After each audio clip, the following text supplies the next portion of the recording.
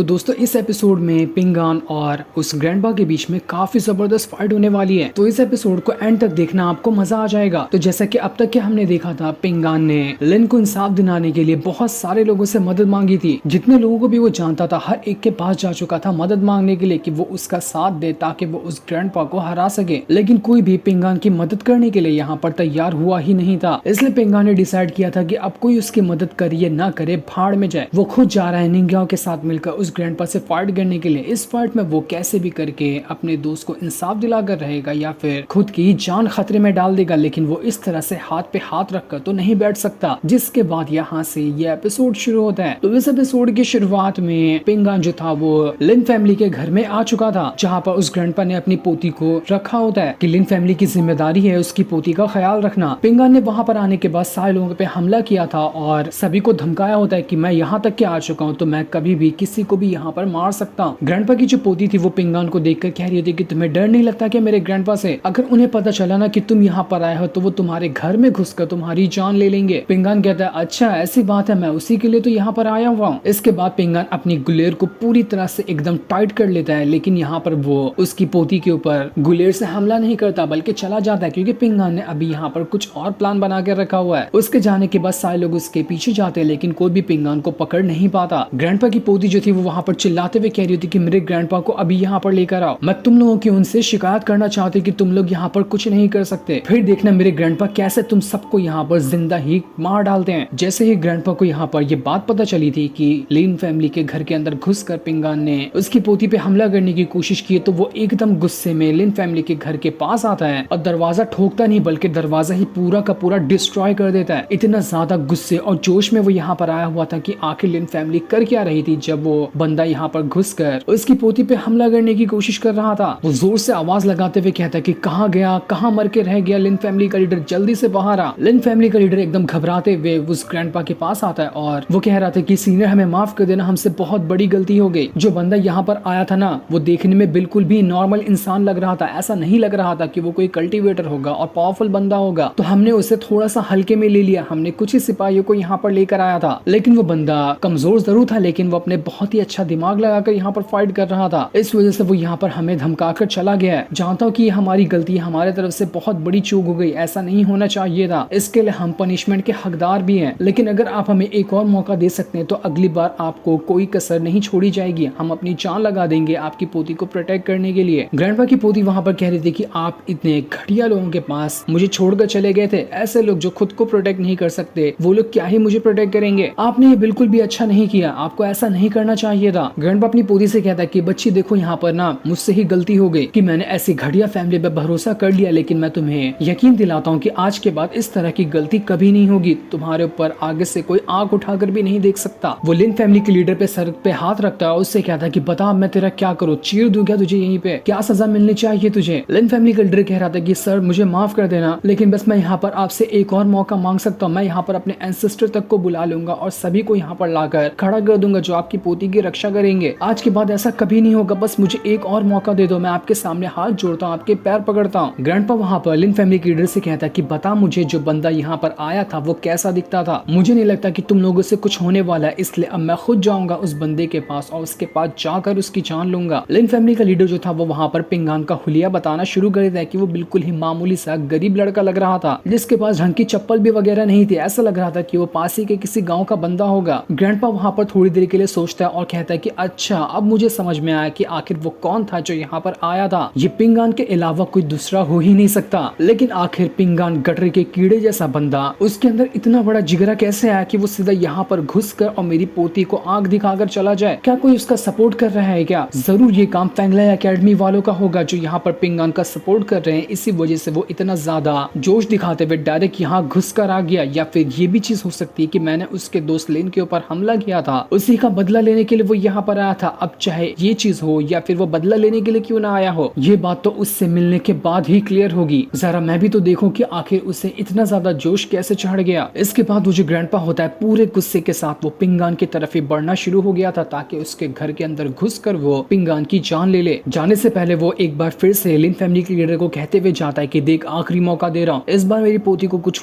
तेरे पूरे के पूरे लिन फैमिली के मेंबर को ना एक घर में घुसाकर घर में आग लगा दूंगा। और इतना कहने के बाद वो जो ग्रैंडपा था पूरे गुस्से के साथ वहां से चला जाता है। लिन फैमिली का लीडर तो एकदम पसीने से नहा चुका था कि बाप रे कितनी खतरनाक धमकी देकर गया है, इसलिए वो डिसाइड करता है कि अभी हम यहाँ पर पूरी जान लगा देंगे इसकी पोती को प्रोटेक्ट करने में। वो ग्रैंडपा यहाँ पर ये कहते हुए जा रहा था कि अगर पिंगान यहाँ पर फेंगले एकेडमी की मदद की वजह से इतना जोश में आया हुआ है ना, तो मैं अभी यहाँ पर जा रहा हूँ पिंगान को मारूंगा और उसकी लाश फेंगले एकेडमी के गेट के पास फेंक दूंगा, ताकि उन्हें भी समझ में आए कि हमसे पंगा लेने का अंजाम क्या होता है। वो अपनी पोती को श्योरिटी दिलाते हुए जाता है कि इस बार तुम्हें कुछ नहीं होगा, मैं इस फसाद की जड़ को ही उखाड़ने के लिए जा रहा हूँ। अब वो जो ग्रैंडपा था पूरे गुस्से के साथ पिंगान के घर के दरवाजे के पास आ जाता है। वहां आने के बाद वो पिंगान को आवाज लगाते हुए कह रहा था कि क्या हुआ, मेरे सामने नहीं आएगा क्या, डर गया तू मुझसे ही मिलने का इंतजार कर रहा था ना, तेरे को आने की जरूरत नहीं पड़ी, बल्कि मैं खुद तेरे दरवाजे पे आ चुका हूँ, तो अब बाहर आ। लेकिन ग्रैंडपा जैसे ही घर को देखता है घर के अंदर कोई भी मौजूद नहीं था, वो घर पूरी तरह से खाली होता है। जो देखकर तो ग्रैंडपा एकदम गुस्सा हो चुका था कि आखिर ये पिंगान कौन से बिल में घुसकर छुप गया। ऐसे धमकी देकर गया था कि मुझे लगा वो मेरे सामने आएगा, लेकिन ये तो छुप कर बैठा हुआ है। तभी वहां पर पिंगान आ जाता है जो एक घसीट के तीर मारता है उस ग्रैंडपा को, जिस तीर को वहां पर ग्रैंडपा ने पकड़ लिया था। पिंगान उससे कहता कि ओ बुढ़ा उधर क्या देख रहा है, मैं इधर हूँ, बड़ा अच्छा काम किया तूने यहाँ पर आकर, वरना तो मैं खुद ही तेरे पास जाने वाला था, और अब आ जरा मैं भी तो देखूं कि तू मुझे पकड़ पाता है कि नहीं। इसके बाद पिंगान वहां से भागना शुरू कर देता है। ग्रैंडपा जो था पूरे गुस्से के साथ पिंगान का पीछा करने लगता है। वो एकदम रफ्तार के साथ पिंगान के आगे आकर खड़ा हो चुका था। वो उससे कहता है कि पता किस तरह की मौत मरना पसंद करेगा, तेरा धड़ सर से अलग कर दूं, तुझे बीच में से चीर दूं या फिर जिंदा ही दफना दूं, कौन सा ऑप्शन तू चूज करने वाला है। पिंगान कहता है ये तो टाइम ही बताएगा कि किसको ऑप्शन मिलते हैं और किसको नहीं मिलते हैं। इतना कहने के बाद पिंगान वहां से भागना शुरू कर देता है। पिंगान को पता था कि वो इस ग्रैंडपा से एकदम फेस टू फेस जाकर फाइट तो नहीं कर सकता, इसलिए पिंगान यहाँ पर एक प्लान के साथ आया है, जिस प्लान को वो धीरे धीरे करते हुए एग्जीक्यूट करके यहाँ पर ग्रैंडपा के साथ फाइट करने की कोशिश करेगा। वो ग्रैंडपा वहां पर अपनी पावर का इस्तेमाल करना शुरू कर देता है, क्योंकि वो एक बहुत ही ज्यादा पावरफुल कल्टिवेटर है जिसके पास स्पिरिचुअल पावर है। वो अपनी स्पिरिचुअल पावर का इस्तेमाल करते हुए आसपास के जितने घर वगैरह थे सभी को तोड़ ताड़ कर पिंगान को पकड़ने की कोशिश कर रहा था। पिंगान उसके सारे हमले से बचने की कोशिश करता है, और जब उसे मौका मिलता तो वो वहां पर उस ग्रैंडपा के ऊपर अटैक भी करता,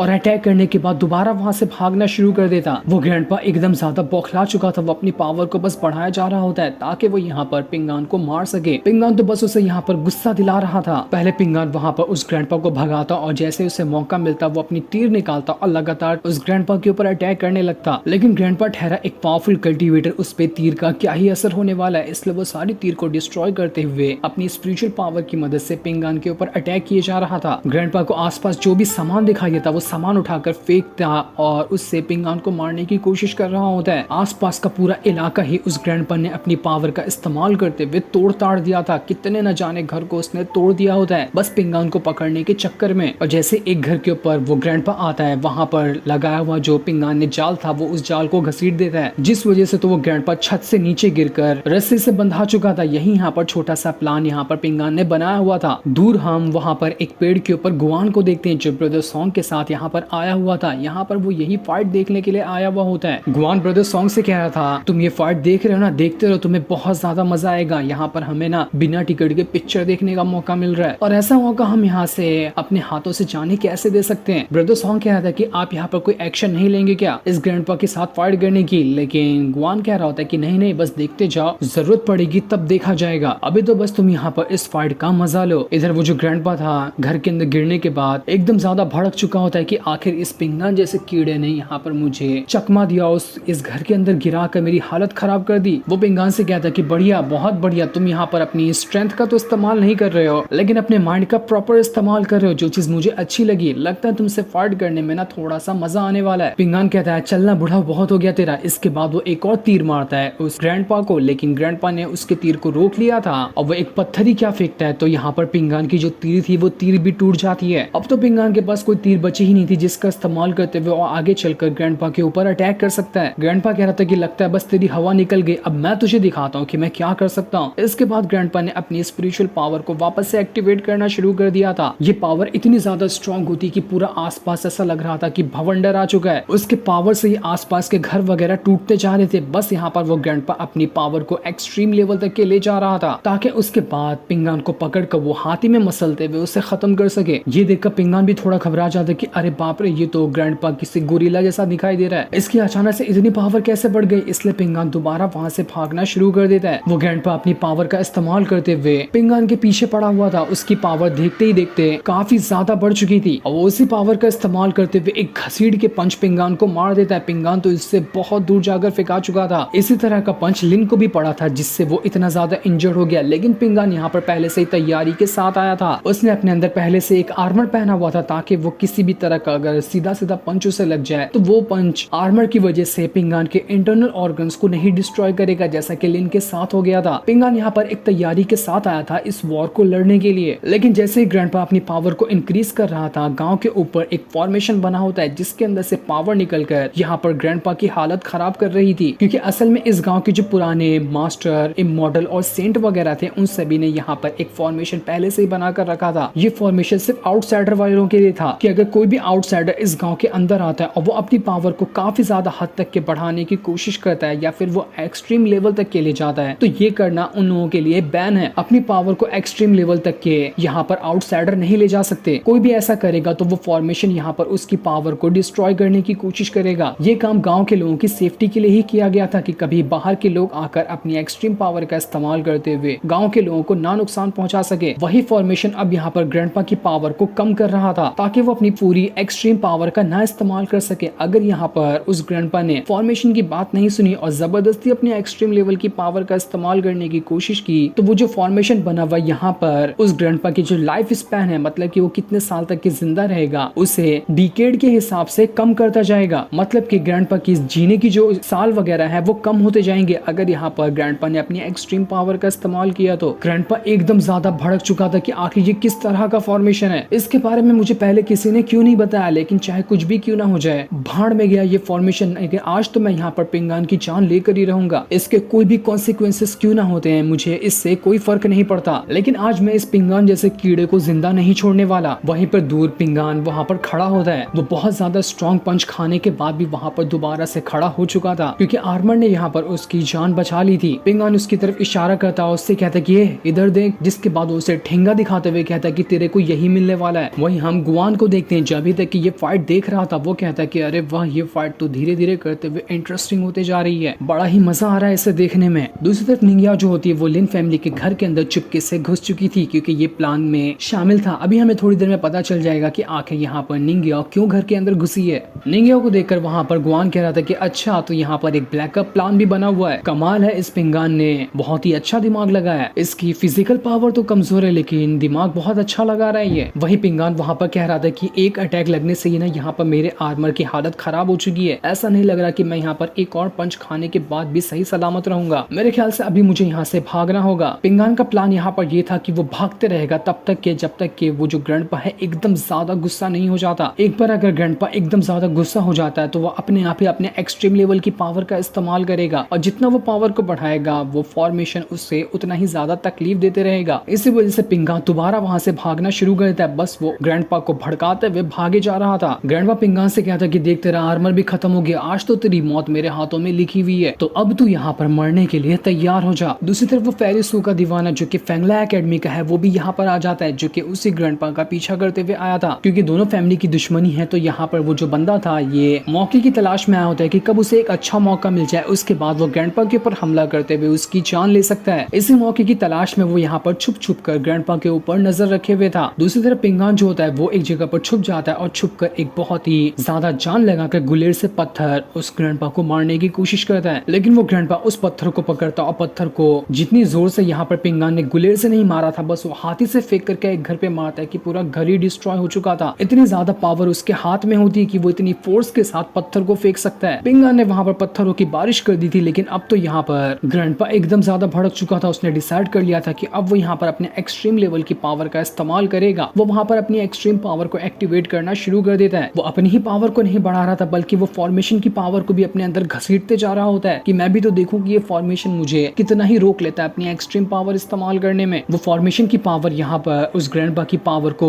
रोकने की कोशिश कर रही थी। वो उसे वार्निंग भी दे रही होती कि ऐसा मत करना वरना यहाँ पर तुम्हारी जान जा सकती है, तुमने यहाँ के रूल तोड़े हैं इसलिए इसका अंजाम तुम्हें भुगतना होगा। लेकिन ग्रैंडपा तो कुछ भी सुनने को तैयार नहीं था। वो अपनी एक्सट्रीम पावर को वहां पर एक्टिवेट कर रहा होता है जिस वजह से उसका ऑरा जो कि पर्पल ऑरा था और फॉर्मेशन की पावर जो कि गोल्डन पावर थी वो दोनों आपस में मर्ज होने लगती है। दोनों पावर खुद में ही फाइट करने लग गई थी। पिंगान कहता है ये ये सबसे बेस्ट मौका है, मैं चाहता हूँ ग्रैंडपा के पास और उसकी जान ले लेता हूँ, क्योंकि ये फॉर्मेशन की पावर अभी यहाँ पर ग्रैंडपा को रोके हुए। लेकिन पिंगान कितनी भी कोशिश क्यों ना कर लेता, वो वहां पर ग्रैंडपा के करीब जा ही नहीं पा रहा था, क्योंकि ग्रैंडपा की पावर ही इतनी ज्यादा होती है कि वो पिंगान को बस उठाकर दूर फेंके जा रही थी। पिंगान तो ग्रैंडपा तक पहुंच ही नहीं पाया था, तो वो उसके ऊपर अटैक कैसे करेगा। पिंगान पूरी जान लगा देता है ग्रैंडपा के करीब जाने की, लेकिन वो जितनी कोशिश करता है उसकी हर एक कोशिश नाकाम थी और पिंगान वहां से बहुत ही ज्यादा दूर जाकर फेंका जाता है। जैसे पिंगान फेंकाया था वहां पर खुद वो ग्रैंडपा आ जाता है, जिसकी बॉडी से तो उसकी तो पावर निकल ही रही थी, साथ ही फॉर्मेशन की पावर भी एक तरफ से उसकी बॉडी को जला रही होती है। लेकिन ग्रैंडपा इतना गुस्से में था कि जलने का उसके ऊपर असर ही नहीं हो रहा था। आज चाहे वो कितनी भी ज्यादा तकलीफों को क्यों ना झेले, वो पिंगान को जिंदा नहीं छोड़ने वाला है। ग्रैंडपा का इतना भयानक चेहरा देखकर पिंगान यहाँ पर थोड़ा सा घबराने लगता है कि यहाँ पर ये क्या हो रहा है। ये फॉर्मेशन भी यहाँ पर इस ग्रैंडपा का कुछ नहीं कर पा रहा। पिंगान डरते डरते अपने कदम पीछे करते जा रहा था, क्योंकि वो ग्रैंडपा उसके एकदम करीब आ गया होता है। लेकिन यहाँ पर वो ग्रैंडपा पिंगान के ऊपर अटैक कर पाता। इससे पहले वो बंदा वहां पर आ चुका था जो कि फेंगलाई एकेडमी वाला था। उसे ये मौका बिल्कुल परफेक्ट लगता है, तो इसलिए वो वहां पर अपना फॉर्मेशन बनाते हुए अपनी फ्लाइंग स्वॉर्ड को बाहर निकालने लगता है, ताकि इसी मौके का फायदा उठाते हुए वो सीधा का सीधा अपने फ्लाइंग स्वॉर्ड की मदद से उस ग्रैंडपा का खेल ही खत्म कर दे। ग्रैंडपा की नजर तो उस बंदे के ऊपर गई ही नहीं थी, वो सीधा सीधा पिंगान को देखकर ही आगे बढ़ रहा था। लेकिन जैसे ही उसकी नजर उस फ्लाइंग स्वॉर्ड पे पड़ती है, उसे पता चल चुका था कि यहाँ पर कोई तो है जो उसके ऊपर हमला करने की कोशिश कर रहा है। लेकिन वो फ्लाइंग स्वॉर्ड उसको लग पाती हुई वो ग्रैंडपा इतना घसीट के पंच उस फ्लाइंग स्वॉर्ड पे मार देता है कि फ्लाइंग स्वॉर्ड तो वहां से डिसअपियर हो चुकी थी।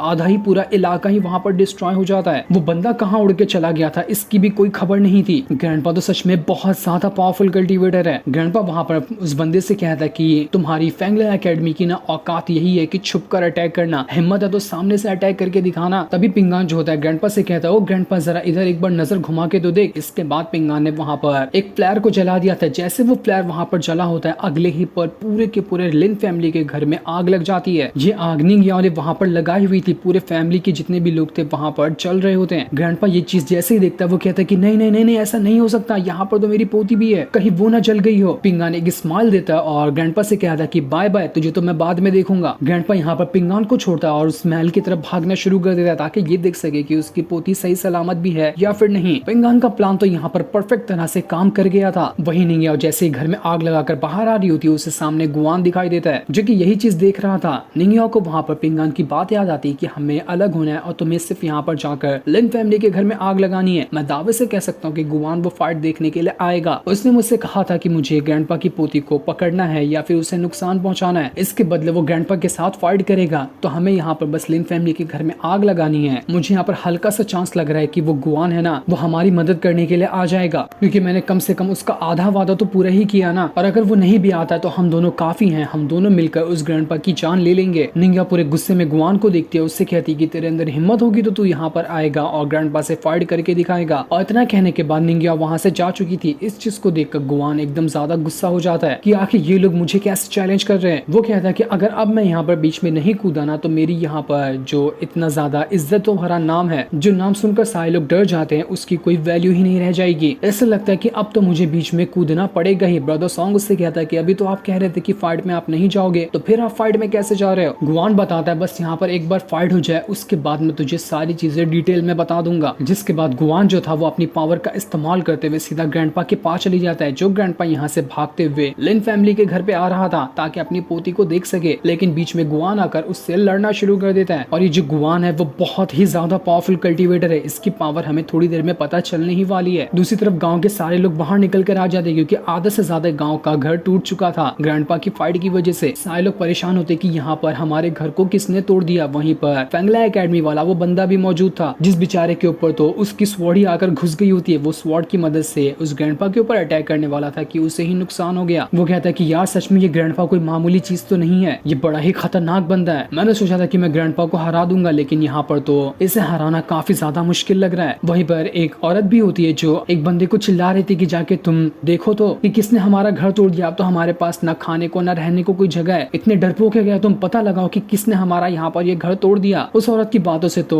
फेंगलाई एकेडमी वाला बंदा डर रहा था, इसलिए वो अपना एक सोने का सिक्का निकाल कर उस औरत को देते हुए कहता है कि अरे दीदी इसे रख लो ना, चिल्लाओ मत, यहाँ पर फटके मेरी पहले से ही 4 हो चुकी है, तुम्हारे चिल्लाने से ना कहीं 8 ना हो जाए। सोना मिलते ही वो औरत जो थी वहां पर अपना मुंह तो सीधा सीधा सिल लेती कि अरे वाह, सोने के बदले तो मैं अपना मुंह बंद ही कर सकती हूँ। दूसरी तरफ गुआन के एक ही पंच से वो ग्रैंडपा वहां से बहुत दूर फेंका चुका था। ग्रैंडपा गुआन से कह रहा होता है आखिर दाली डायनेस्टी के लोग बीच में क्यों आ रहे हैं, दिख हट जा सामने से वरना तेरे लिए भी अच्छा नहीं होगा। जिस पर गुआन कहता है ये तो टाइम ही बताएगा। ग्रैंडपा वहां पर कहता है कि ठीक है, लगता है ना कि पहले तुझे रास्ते से हटाना पड़ेगा, उसके बाद मैं उस कीड़े पिंगान को तो देख ही लूंगा। जिसके बाद ग्रैंडपा जो था वो वहां पर अपनी पावर का इस्तेमाल करते हुए अपनी डीमन स्पिरिट को बाहर, एक ही स्पिरिट थी, उस स्पिरिट का इस्तेमाल करते हुए वो यहाँ पर गुआन के साथ फाइट करने वाला था। गुआन ये देखकर कहता है अच्छा तुम्हारे पास एप की स्पिरिट है, रुको मैं दिखाता हूँ कि मेरे पास क्या है। इसके बाद गुआन ने अपने आइस ड्रैगन को बाहर निकाल लिया था। उसका आइस ड्रैगन तो वो एप स्पिरिट से भी ज्यादा स्ट्रॉन्ग लग रहा था। दोनों अपनी स्पिरिट को निकालकर एक दूसरे के आमने सामने आकर खड़े हो चुके थे ताकि वो यहाँ पर एक दूसरे की जान ले सके। लेकिन अब हमें नेक्स्ट एपिसोड में ही पता चलेगा कि कौन यहाँ पर ज्यादा पावरफुल था और किसकी यहाँ पर जीत हुई। जो सीन दिखाते ही ये एपिसोड यहीं पर एंड हो जाता है। Thanks for watching.